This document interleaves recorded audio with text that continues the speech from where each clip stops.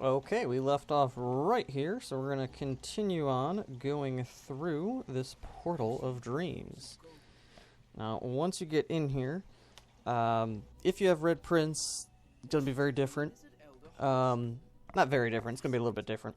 But the main thing in this first area is you don't want to move when you first get in here, alright? You just want to kind of look around, observe your surroundings. Now, if you notice, there's some black mirrors all over the place, okay?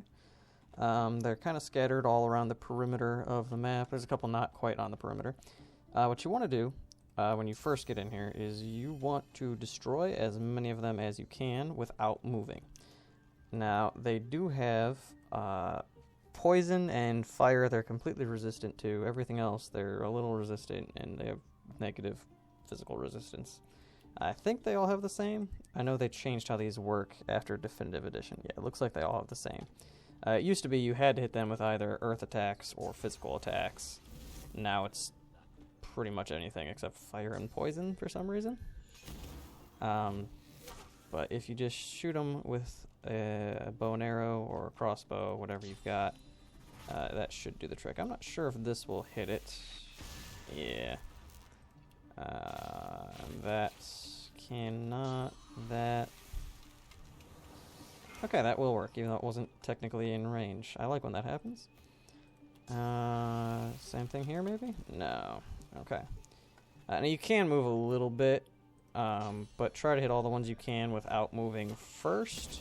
The reason we're destroying these is because the upcoming encounter, the enemies can respawn at those mirrors. I don't think it uses up a mirror when they respawn. That is to say, they can respawn, and then the mirror is still there, and they can use it to respawn again later. Yeah, so I'm moving just a little bit here with Sabile, trying to get that one in range. Doesn't look like I'm going to be able to get that one.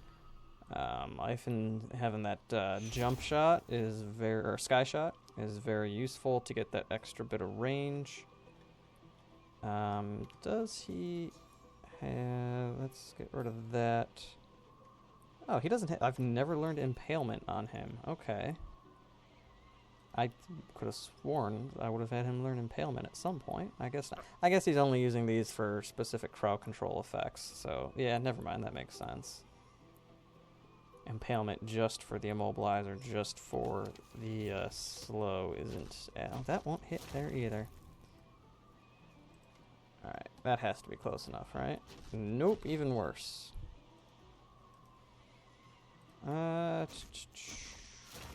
Maybe. There we go. Oh, there's a... Oh, that path. I think that's what he's talking about. That one, really? Maybe if you destroy all the mirrors, there's no combat. I don't know. Nope, there we go. Okay.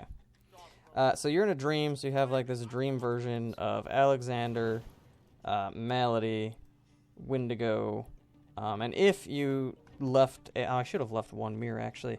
If you left a mirror up, a dream vision of Red Prince would also come out. Oh, he might still come out even with no mirror available. I haven't actually, I guess, gotten no mirrors left. Alright, so we're gonna make quick work of these guys. I'm gonna actually use Peace of Mind first to get that 100% crit chance that we saw in the last episode.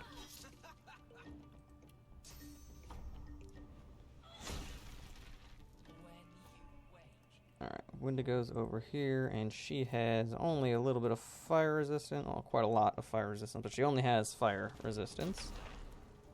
So... Ooh, 2,000 magic armor is a lot.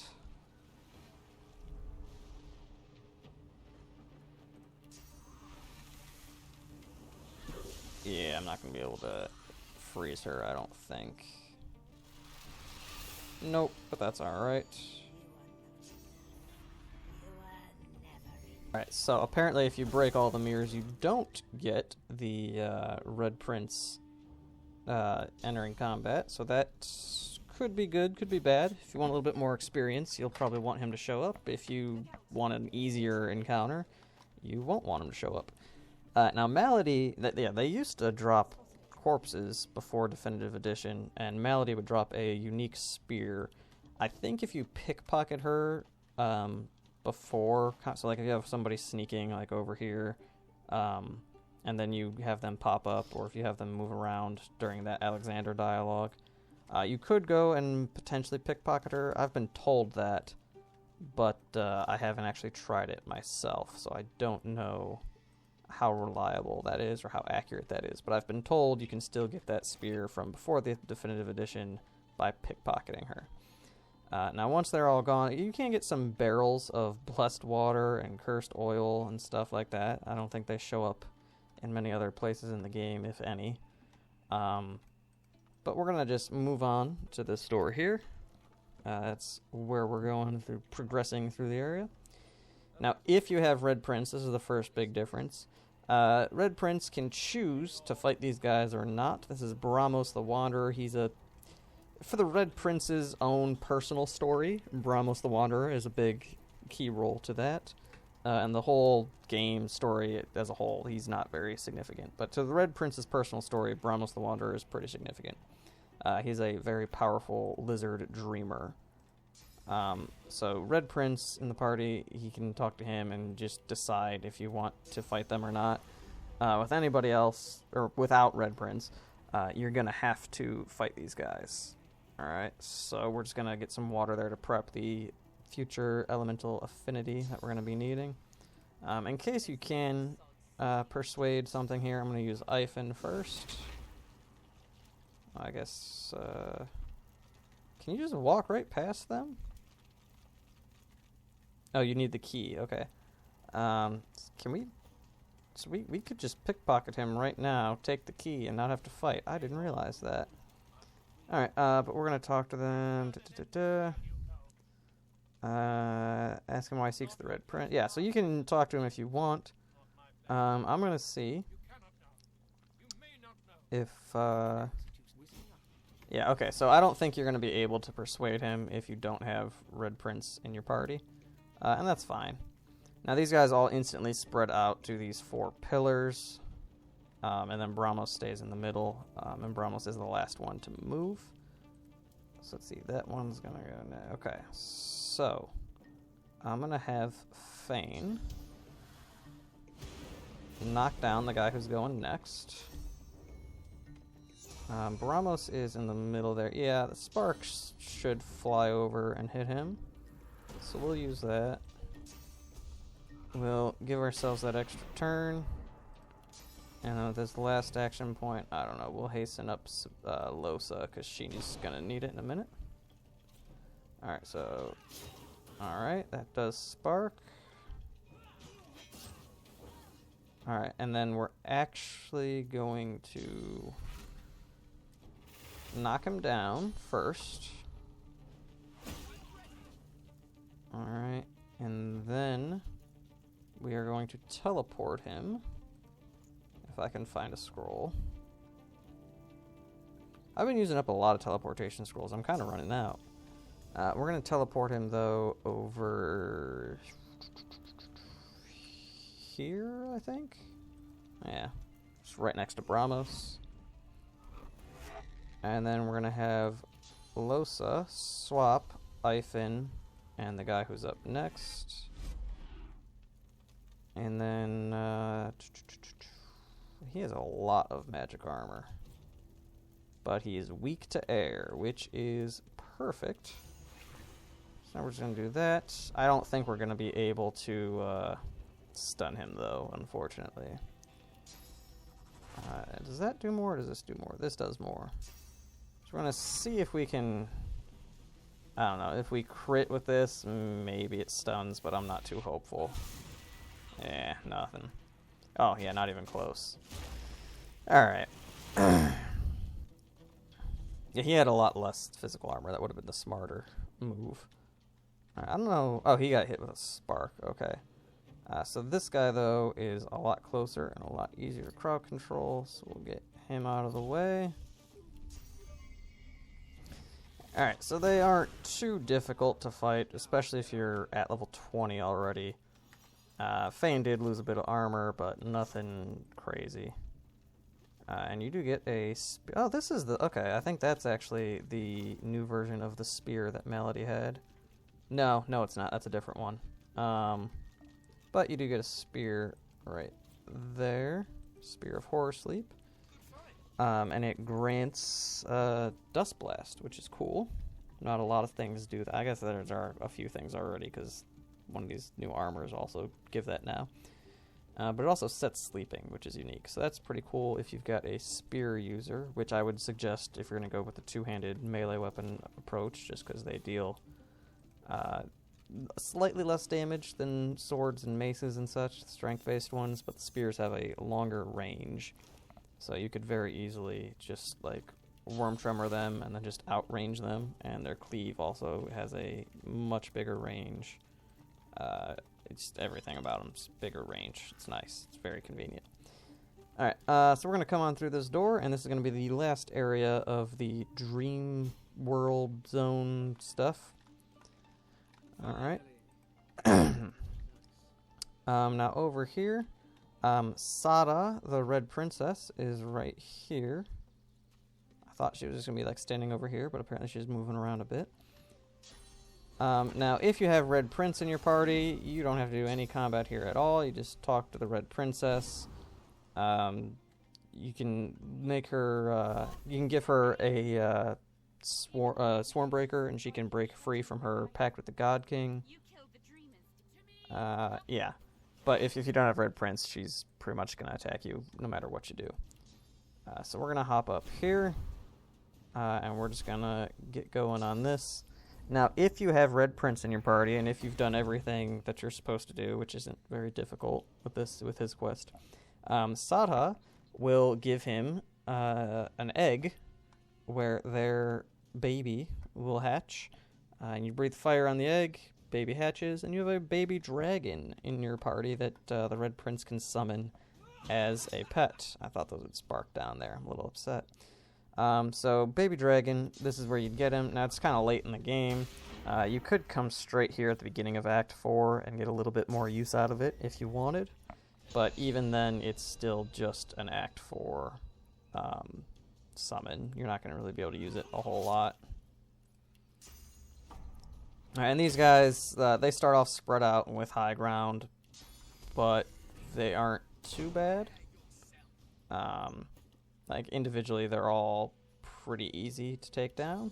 It's just the fact that they start off separated and with that high ground advantage. It can make it a little bit tough, but it's not, like, it's not some super challenging encounter. Alright. I don't know if they're warm because we're in a desert, because Ifen also has that. Yeah, nothing's really... Yeah, so I'm not sure where the warm is coming from there, but that's unfortunately making their water resistance go up quite a bit.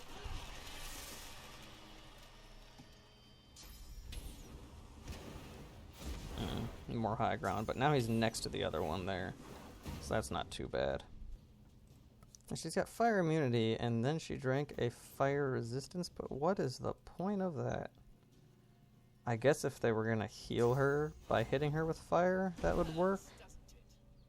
I don't know, that's weird. Right, I'm going to use Adrenaline here just to make sure that I proc Executioner. Ooh, still might not. Hold on. Oh, yes I will. Yes I will. Alright. Then... Can I guarantee the high ground over here? I can't. But I can get over here, climb up there, and then if these guys try to move, he'll start swinging on them. Alright, now, yeah, Sada is no longer warm. She's got that wet status, so boom, done. Okay. Alright, and these guys aren't too difficult to take down. Sada can use Source Vampirism, so be aware of that. But overall, if you know they're coming, it's not very difficult. You can prep by putting some of your team up top, but you don't need to. And if you have Red Prince, there won't be combat unless you try to kill Sada, which I wouldn't recommend doing if you have Red Prince. She will always have the Circle of Suns ring. It's going to give you some pyro, some fire resistance, and the Flaming Skin ability, which will give you just 100% fire resistance, and it'll also make your blood become fire, so when you get hit and you bleed, instead of blood coming out, it'll be fire that comes out. I don't know if you can see the Ghost of Sada, you can, or Spirit of Sada.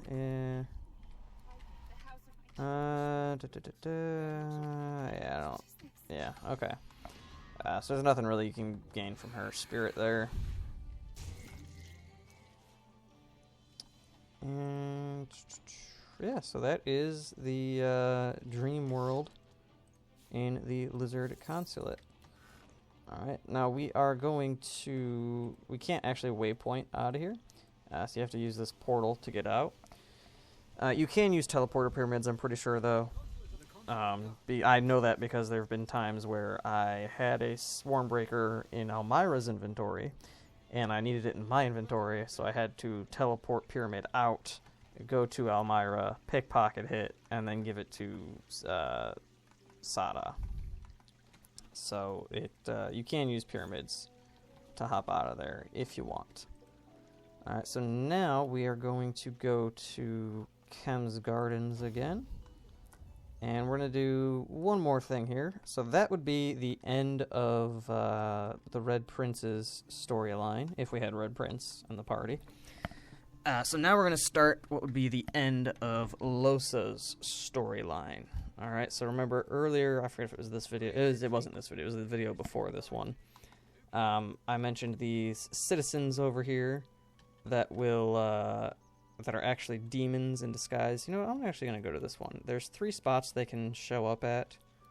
I'm going to go to a different one because I think it's a little bit better battle location. So I'm going to actually come over this way. And over here, there is another one of those citizens walking around. Now what I'm going to do is, because I know what I'm going to, I'm going to be talking to them and starting up combat, I'm going to have Fane go right here. So the way this works is I know one of them always spawns up here, one of them spawns up here, and then I think one spawns down here, and then just wherever the other one is when you're talking to them. I think that's how it goes. So what I'm going to do is I'm going to have Losa use Rain. Now the way this works is once one of them